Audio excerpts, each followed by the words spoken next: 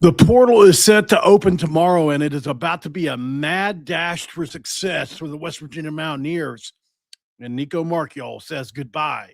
A lot to react to. Let's dive in.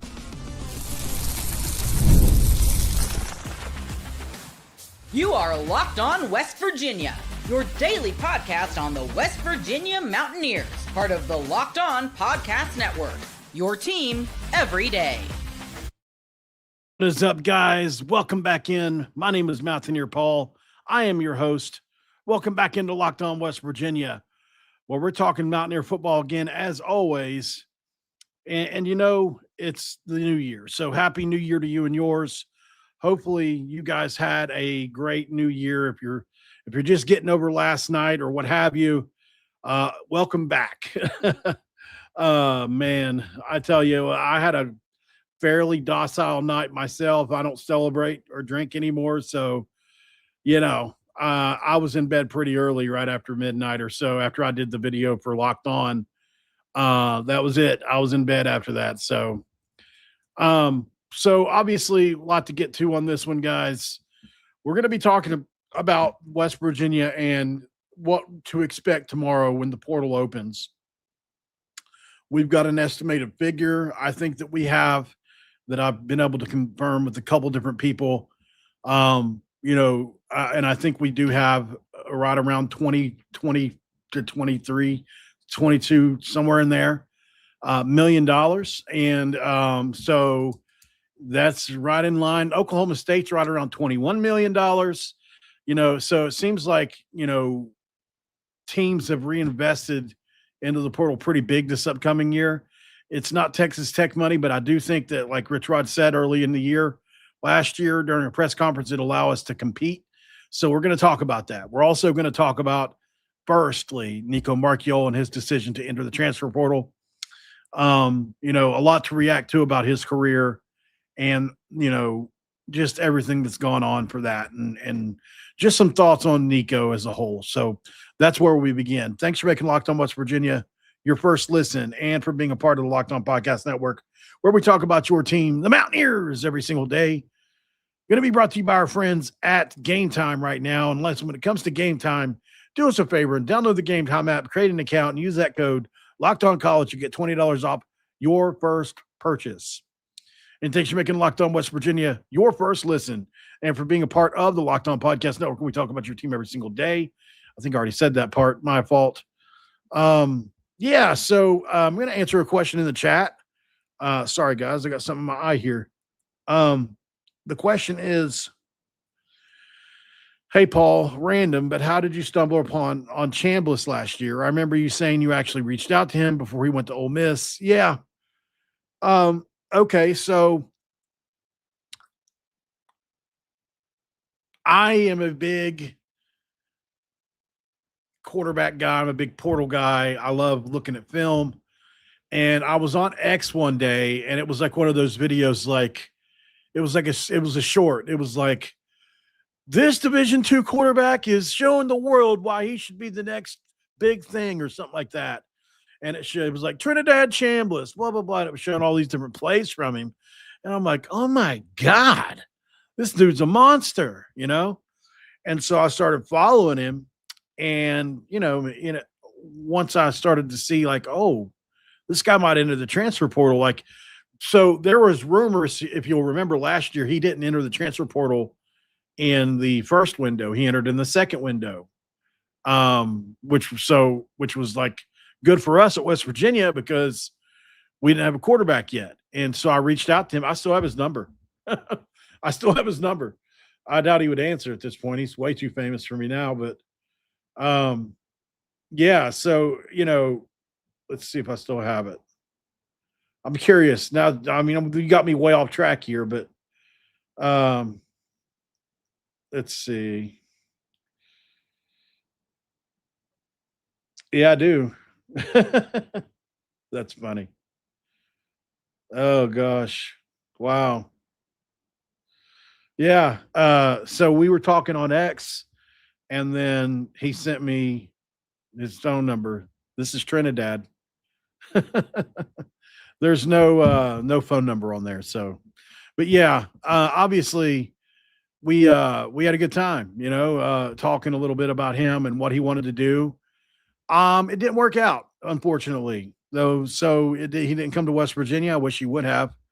But he didn't. He went to Ole Miss, and it's unfortunate. But at the end of the day, man, I always say, things work out for a reason, and they don't work out for a reason as well. Just like Nicco Marchiol. So Nicco Marchiol enters the transfer portal in a situation where I would imagine uh, he didn't see it going like this. I don't think any of us saw it going like this. I'll never forget where I was when Nicco Marchiol committed to West Virginia. I was, man, just like yesterday. I can remember it. He was the quarterback, obviously, for Chandler in Arizona, or was it Hamilton? Either one of those two. And I think he's from Chandler, Arizona, and he played for Hamilton. Maybe that's how it goes. But he's a guy that I really had a lot of faith in. And I wish that he could have played better. I wish that things didn't happen to us, injury wise and all these different things. But there, unfortunately, Neil Brown and company just didn't get it done, right? And that's just the facts. I don't feel like Nico was surrounded by what he needed to succeed during that point in time when he was here with Neil as much. It wasn't really an offense that was built for Nico. And then Rich Rod got here, and then everything was just absolutely, come on, everything just exploded. The entire roster was exploded.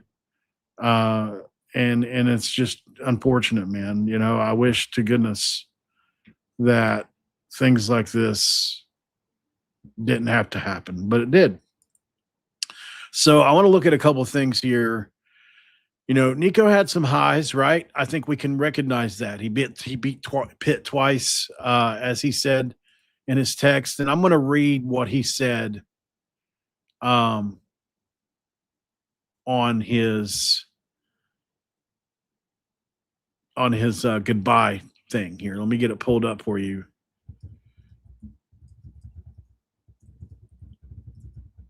Okay. So yeah, Nico put out a graphic earlier today, kind of saying goodbye to Mountaineer Nation. He says, over the past 10 months, I've spent a lot of time in prayer and honest reflection, looking back on our 4-year journey that changed my life in ways I never could have imagined. West Virginia University became more than a place where I played football. It became a place where I was tested, refined, and taught to lean fully on my faith. My time in Morgantown showed me how to persevere when the path wasn't clear, how to stay rooted when things were difficult, and how to trust God even in seasons of uncertainty. I learned to appreciate every moment, the highs, the lows, and everything in between, knowing each one was shaping me for support something greater. Whether it was my first touchdown pass to Preston Fox in Milan Pushkar Stadium, hearing the crowd erupt and realizing a dream had come reality, or the closing moments against Pitt this year with the stadium holding its breath, I trusted my preparation and my faith, let the ball go, and watched it find the end zone. Setting the stage for an overtime win, being a part of those wins over Pitt are moments I'll carry with me forever, memories that reflect the belief, fight, and togetherness of this program. I am deeply grateful for the teammates who became brothers and the people in this community who watched me and supported me along the way. The relationships, memories, and lessons formed here will stay with me forever. Wearing the Flying WV was an honor I carry with pride. It will be something I always respect. After much prayer, reflection, and conversations with those closest to me, I've decided to enter the NCAA transfer portal as a graduate transfer with 2 years left of eligibility to pursue the next chapter of my career. This decision comes with peace in my heart and complete trust in God's timing and direction for my life. Thank you, Morgantown, for the growth, the challenges, and the moments that shaped me. All glory to God, forever a Mountaineer. So, obviously, there are some interesting things on here. You know, I I didn't see anything from about Rich Rod and company on here necessarily. Somebody had pointed out, I can't remember who it was, that they just hadn't um, been mentioning Rich Rod on, a lot of these portal outgoing deals, however you want to say it. But yeah, I don't think it's that serious necessarily. And let's be honest, man, feelings get hurt during this process, right? They just do. And people want you to bet on them. And when you choose not to, or you choose to go in a different direction, people get resentful. They get hurt. I'm not saying Nico did. I'm just saying, those things can happen. And I think that's probably the situation here. For me,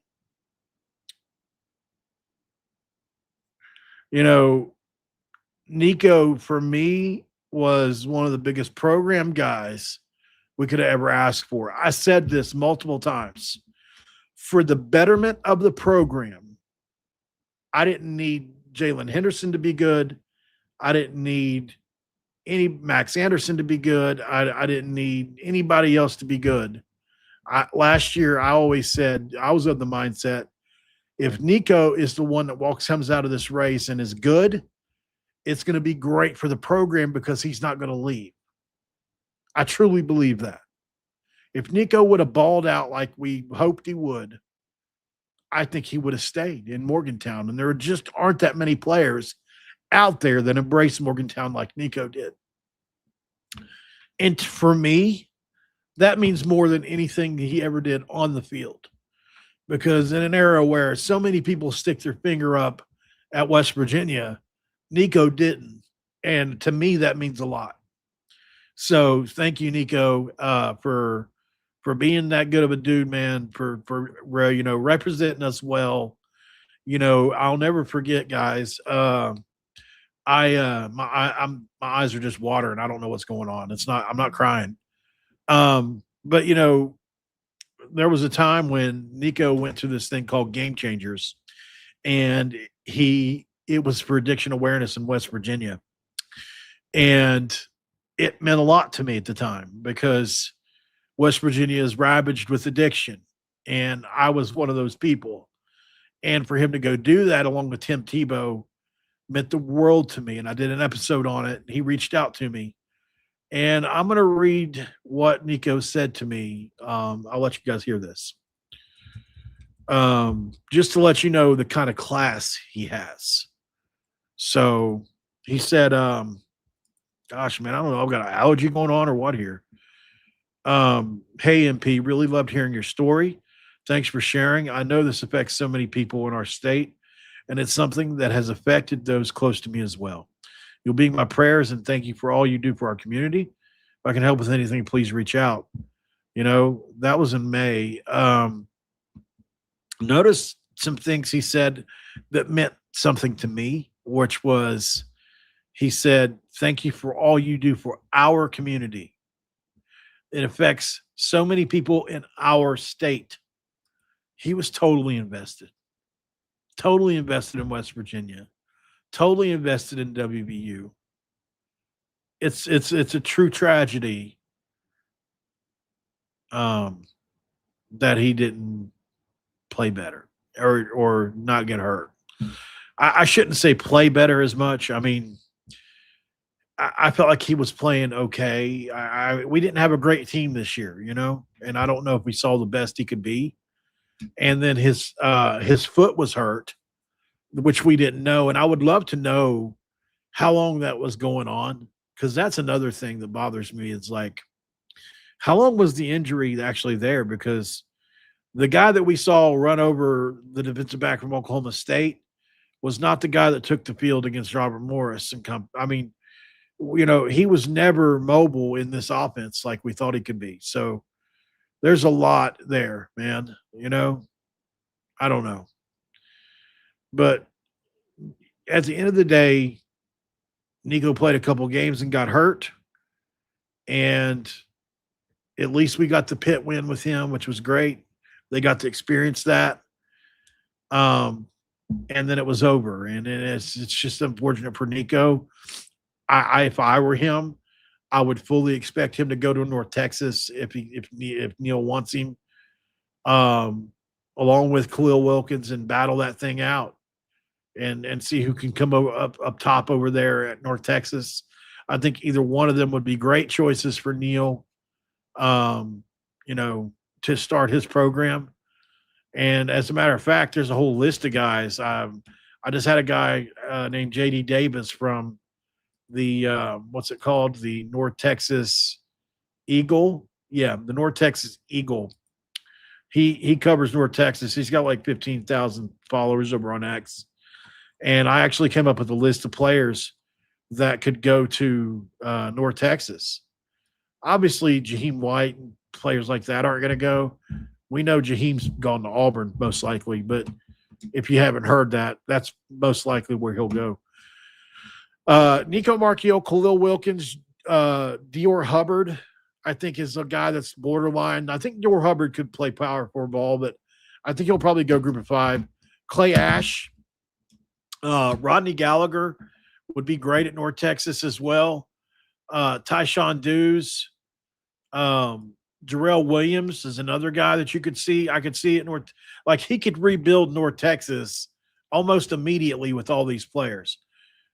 Jude Edwards, Ethan Chill, Robbie Martin, Cooper Young, Xavier Bosley, Asani Redwood, Zay Jennings, Israel Boyce, Dwayne Galloway. Now, all those guys, there are a couple of those guys that may go power 4.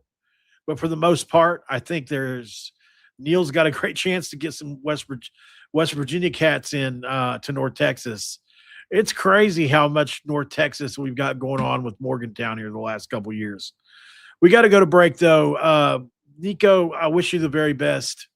I really do. I think you were a class act. And on the field, while it wasn't always, as good as we all wanted, I never questioned your heart and your love for West Virginia, and that means a whole hell of a lot. I hope you continue to come back to West Virginia in the future. I really do. Wish you the best of luck, man. All right, up next, guys, the portal floodgates are opening tomorrow. What's that mean for West Virginia? How much money do we have to spend, and what are we going to spend it on? We talk about it next. This episode is going to be brought to you by our friends, and we love our friends at FanDuel. We're talking about FanDuel, guys. It's pretty simple. Fridays already feel different enough as it is during basketball season. And FanDuel is making them every day, every better time you want to have. That's what you do. You do it with FanDuel. Every Friday night before the game tips off, FanDuel gives the new fans a way to kick off the weekend with NBA Happy Hour. NBA Happy Hour is your official pregame, a limited time window where special offers drop right inside the FanDuel app before the action starts. Fridays from 6 to 7:30 Eastern have become appointment viewing with NBA Happy Hour. FanDuel is where it's at, man. And if during this age, during Happy Hour, you can always bring something new to the table. Boosts, bonuses, and surprises. The timing is perfect. Right before the games, right before the weekend starts. It adds energy to Friday night basketball without even overthinking it. So, before tip-off, check the FanDuel app and see what's dropping during NBA Happy Hour every Friday between 6 to 7:30 Eastern. A little basketball, a little action, and a whole lot of Friday energy. That's NBA Happy Hour, only on FanDuel, the official sportsbook partner of the NBA.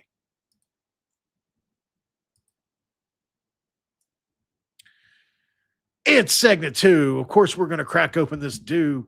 And why wouldn't we, guys? Listen, hear me out real quick. Obviously, this is a big time of year for everybody, including West Virginia. But, man, can we just make the case that it might be, of all the teams in Power 4, there's maybe one or two in our category where we haven't been ranked in 6-7 years. We haven't been meaningful in more 7-8 years, 9 years. It's 2016, I guess, 2017 with Will Greer. So that's, you know, we're starting to get into that territory of like not Kansas, but where people are going to be shocked if we're good again. Holy crap, West Virginia's good this year.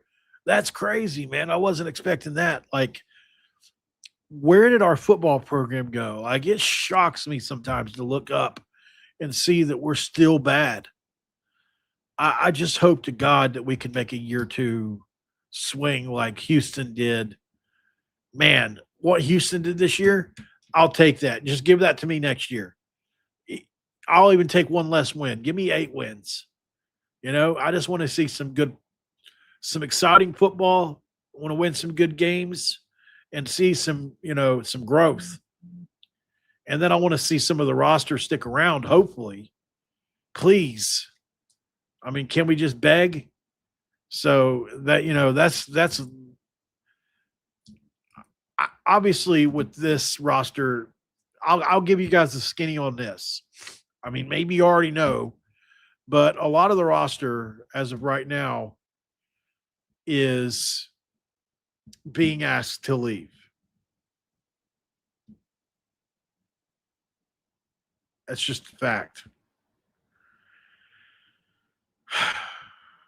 It's just a fact, man. I wish it wasn't. So I hate it. I really do. So either way, the next 48 to 72 hours of the portal window are going to be massive. There are going to be deals that have been finalized for a couple weeks that get announced.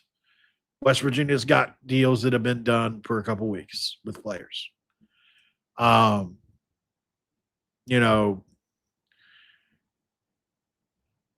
don't know if it's going to be day one signees or day two, but it's going to be quick for West Virginia. We're going to have some people right away coming in. And the direction of next year's team is going to become pretty visible pretty fast. Leitzel, man, I really don't mind that the fat jokes and stuff. Like, but it's just so distracting, man. Like when I'm trying to read through the chat as I'm talking about, what's going on to try to get a gauge for what people are thinking about what I'm saying, because it's like an organic kind of process where I'm bound, like, you know what I'm saying? Like, I don't have many notes. A lot of what I do it's just off the top of my head, but like you come in here all the time, man, and you do this. Like, come on, bro. Like just be a part of the conversation. That's all. I listen, I appreciate you because you're here all the time and you contribute to the show and you have for years. But I mean, dude, you're always kind to me at all. And I just wish you would be more kind. All right. So I would imagine West Virginia is probably in a couple bidding wars as of right now. And so there are some players that, aren't necessarily – it affects so much, right? Because just think of how many teams can be involved with one player. And let's say 5 teams are involved with this one player. And it's a specific type of player for a specific position and a specific caliber of player. So if only one team can win. So when 4 other teams lose to that player, those 4 teams then pivot to another player, right? And it's on down the line. And so you can't lose too many times is what I'm saying on guys. You need to either, I don't know why that was so hard to get out, but you need to either get your first or second option if you can. Once you get to 3rd, 4th, and 5th options, you're starting to, sometimes that can be a blessing. Sometimes the guy ends up being better that way. But I mean, if you trust your evaluations, hopefully you're not in too many bidding wars and hopefully you're not losing too many either. And you don't want to be winning too many either, because then that means you're paying more money. I was hearing somebody talk about this. Uh, they said Texas Tech's actually thinking about pulling off a strategy where once they get like kind of their roster set, they're going to start getting into bidding wars with teams within the conference without any real motivation to get that player, only to drive up the price. It's kind of like screwing people. Like, I don't know how true that is, but I was thinking, man, that's kind of not a bad idea. If you've got it like that, if you can just jump into bidding wars with people and drive the price up just to screw with them, that's crazy, But what if you get stuck with them, I guess? But yeah. So, West Virginia's got anywhere between, Rich Rod asked for it, and I think he got it. I think he said if we get $8 million in revenue sharing, we can compete. He said that, and it's my belief and understanding that West Virginia got that. Maybe a little more, maybe closer to 10, and if that's the case, then you're in that 2021 to 23 area. And that's, not bad, right? It's not Texas, it's not Ohio State, but it's enough to build a winner if you spend it correctly. And here's the key. West Virginia has less money tied up in returners than most other programs, right? So that's just a fact. Pay cuts, flat deals, merit-based evaluations, that frees up cash for new starters off a team that was 4-8. So, while it's true that you wanted to keep some of that core together, I mean, there's only a couple guys on that team that even know what winning looks like. So sometimes a purge of the losing mentality that was in that locker room can be good, in my opinion. Just my opinion, and I think you saw Rich Rod kind of starting to go away from a lot of the Neil Brown guys. I just named them all off, right? Like, think about this. Tell me when you see a guy that's not a Neil Brown guy. Dwayne Galloway, Israel Boyce, Zay Jennings, Michael Hasty. He was recruited by Neil. Jackson Beiser, we know that's a Neil guy. Xavier Bosley is a Neil Brown guy, right? Sonny Redwood, Neil Brown. Cooper Young, Robbie Martin was recruited by Neil Brown but didn't commit to Neil Brown. Ethan Chill was recruited under Neil Brown. Jude Edwards, Neil Brown. Gerald Williams, Neil Brown, right? Clay Ash, Dior Hubbard, Khalil Wilkins, Nicco Marchiol, Jaheim White. All these guys are out, and they were Neil Brown guys. And I think the kind of player that Neil Brown recruits, which is like Nicco Marchiol, very smart, very humble, very family-oriented, almost Christian types. Rich Rod don't care if you're, what's the word here, man? He don't care if you're a heathen, right? He don't care if you are a wild child, to say as long as you love football and you're not causing off the field issues, come on down. Everything else is open, right? As long as you're a good football player and a good teammate and all that. But I mean, if you're crazy like Cat McAfee or Pac-Man Jones, like those guys are nuts, like, you know what I mean, compared to your average college athlete. But they were also great competitors and played the game right. They're just, I think they recruit different kinds of guys. We'll go to break really quick. When we come back, we'll put a bow on this one. And I kind of want to look at some position groups. We'll talk about that next. And, of course, this episode of Locked On West Virginia going to be brought to you by our friends at Game Time. Guys, when you want to get to Game Time and you want to use it, I understand why, because there's nothing like college football. We all know it. We all love it.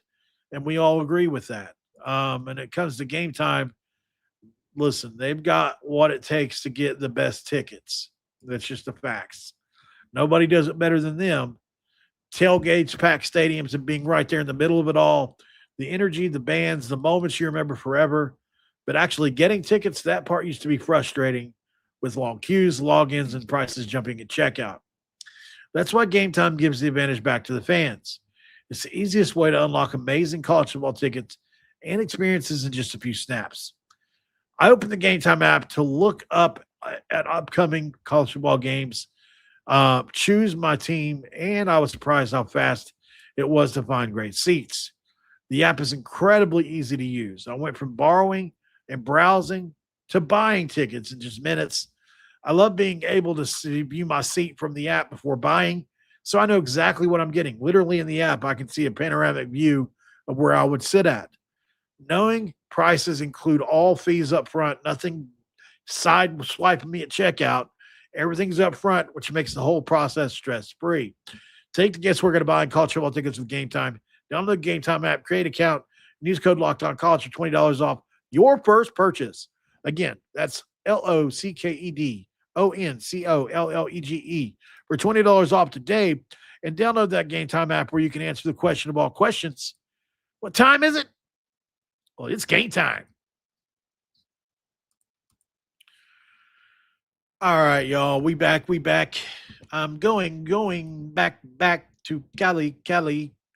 All right. So we talked about the money there for a second there. We're guesstimating West Virginia's financial situation to be anywhere from between, let's say, 19 and 24. I think that seems like a good. We'll probably catch it if we stay in between those two. So what's that mean? Well, I think West Virginia can add a quarterback with experience or upside. Probably not both, right? Unless you really want to spend a lot of money, $2 million plus. To get a quarterback with experience and upside, you got to spend $1 million. If you want a quarterback with either one or the other, then maybe you've got a better shot. If you want to get a quarterback that's got like 1 year remaining, maybe you can get him for a little cheaper, or you can go with the upside route.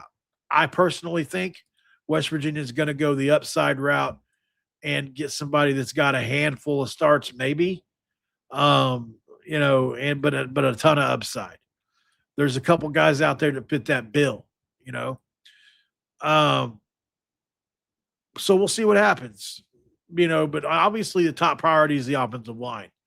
You're going to want to get 3 starters and 3 backups, in my opinion, with experience, size, and durability, hopefully, guys that haven't been injured. If you fix nothing else, fix this. If nothing else gets good this year, do this. And you want to spend high, and because this determines everything else. We just saw Texas Tech get manhandled in the playoff because they spent on D-line and not O-line as much. Spend on the O-line. Go get the very best players you can available for what you do in your system and let the chips fall where they may.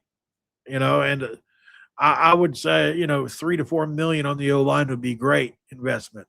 As crazy as that sounds, but you get 6 or 7 guys that are the very best in the conference. If you can do that, you've already got on the roster almost. Without, you got to get a couple skill guys and a running back, but you've almost got enough on the roster. If you put an elite offensive line out there, it really don't matter who's on your offense as much anymore. So, that's the thing. I don't understand why teams don't do that. Maybe I'm stupid, but I've always thought like, man, why don't you just go invest in the very best offensive line in college football every year?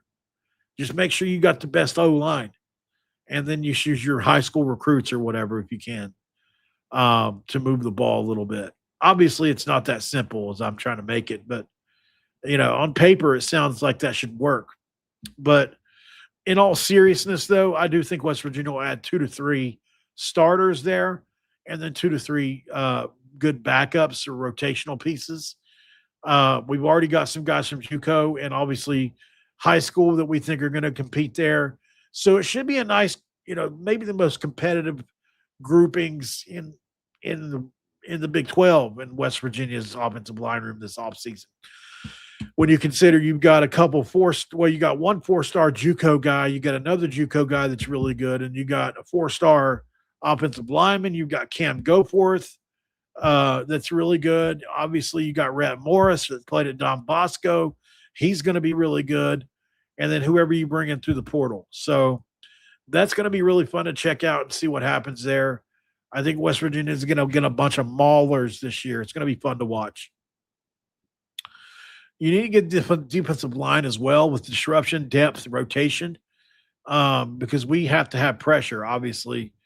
But before that, I think you have to go linebacker, get more athletic there. Skill positions and all that, I mean, they're important, but you need to go defensive backs before you do any of that. So experience and coverage, P5 reps, and versatility are what matter there. At the end of the day, I think the first 72 hours are going to tell us this.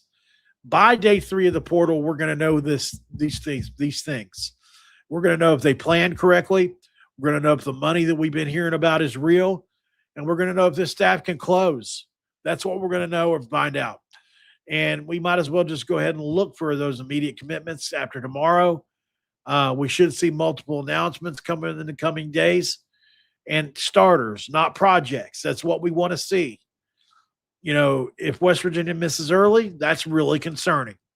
If West Virginia hits early, that's the clearest signal of real change we've seen in years.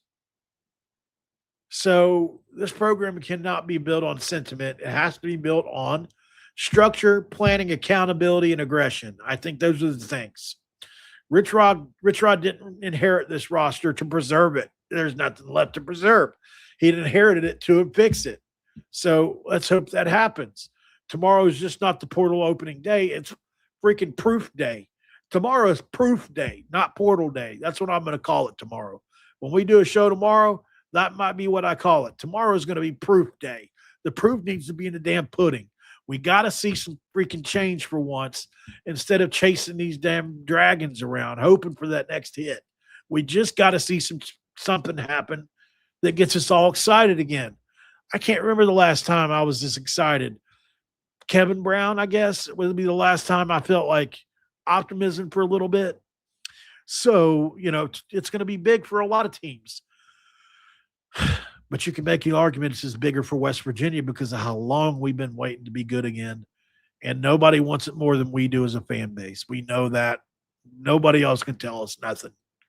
So I'll be here to report it every step of the way. Hopefully you'll be here with me. I appreciate your all support, love, and passion for the Mountaineers. You know I do. And we'll see you on the next one.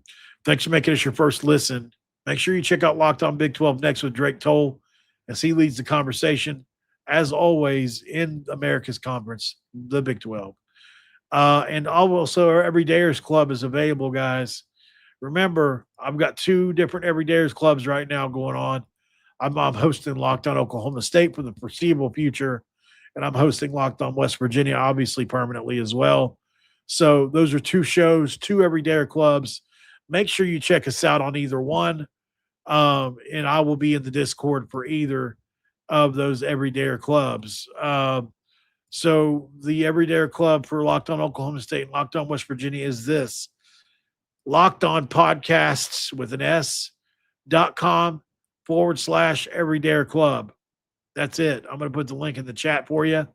If you want to be a part of that, I'm about to be really hooked up when it comes to Oklahoma State specifically. I'm about to be interviewing all their coaches here in the next few days.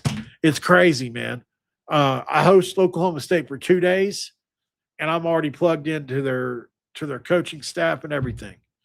West Virginia's like Fort Knox, man. I'm telling you, it's really difficult. I don't know. Maybe it's because I already have more of a name now going into Oklahoma State than I did starting this channel, and I made some enemies along the way here. But, hosting Oklahoma State for 2 days, I've had 1 billion people reach out and offer to help me and get me interviews for them.